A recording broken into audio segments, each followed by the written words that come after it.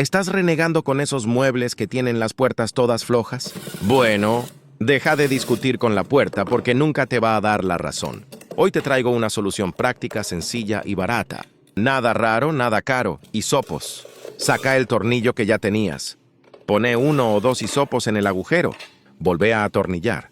Y listo. Vas a ver cómo ajusta firme otra vez, sin cambiar tornillos, sin comprar nada y sin drama. A veces la solución no está en la ferretería. Está en el baño.